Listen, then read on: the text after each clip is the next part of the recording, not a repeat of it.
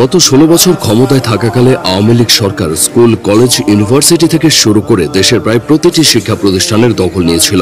তবে শত চেষ্টার পরেও তারা চট্টগ্রামের একটি মাদ্রাসাকে নিজেদের কন্ট্রোলে নিতে পারেনি।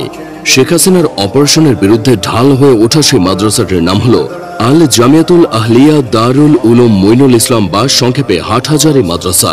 চট্টগ্রামের হাটহাজারী উপজেলায় অবস্থিত দেশের সর্ববৃহৎ এই কওমি মাদ্রাসাটি ইতিহাস ও ধর্মীয় শিক্ষার এক অপূর্ব মিলনস্থল। প্রায় 124 বছর পুরনো এই মাদ্রাসাটি স্রেফ কোনো দিনই শিক্ষাকেন্দ্র নয়, এটি হলো দেশের লক্ষ কোটি কওমি জনতার প্রাণকেন্দ্র।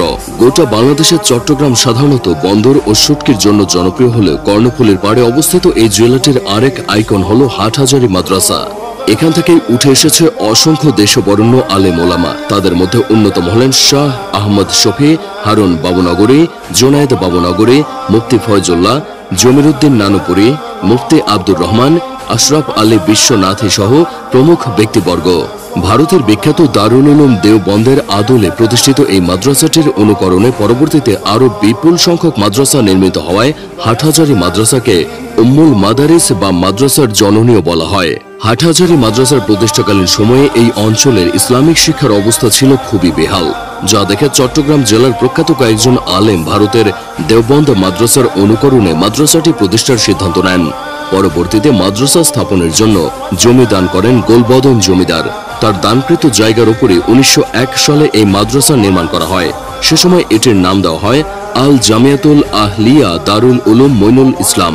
মাদ্রাসাটির প্রতিষ্ঠার নেপথ্যে সবচেয়ে বেশি যে দুজনের অবদান রয়েছে তারা হলেন দেওবন্দি আন্দোলনের নেতা আব্দুল ওয়াহেদ বাঙালি ও সমাজ সংস্কারক হাবিবুল্লাহ কুরাইশি। তন্মধ্যে হাবিবুল্লাহ কুরাইশি এই মাদ্রাসার প্রথম মহাপরিচালক হিসেবে দায়িত্ব পালন করেন।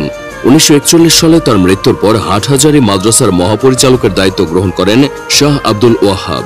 তবে সে বছরই তৎকালীন ব্রিটিশ সরকার ষড়যন্ত্র করে মাদ্রাসাটি বন্ধ করে দেয়। তবে শাহ আব্দুল ওয়াহাব স্ব-উদ্যোগে ব্রিটিশদের বিরুদ্ধে মামলা করেন এবং বছরখানেক পর সেই মামলায় জয়ী হয়ে মাদ্রাসাটি পুনরায় চালু করেন।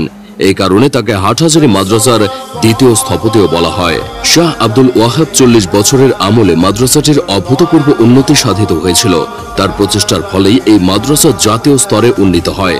শাহ আব্দুল ওয়াহাবি মাদ্রাসাটির নাম আল জামিয়াতুল আহলিয়া দারুল উলুম মঈনুল ইসলাম হতে বদলে বর্তমান নামটি রাখেন।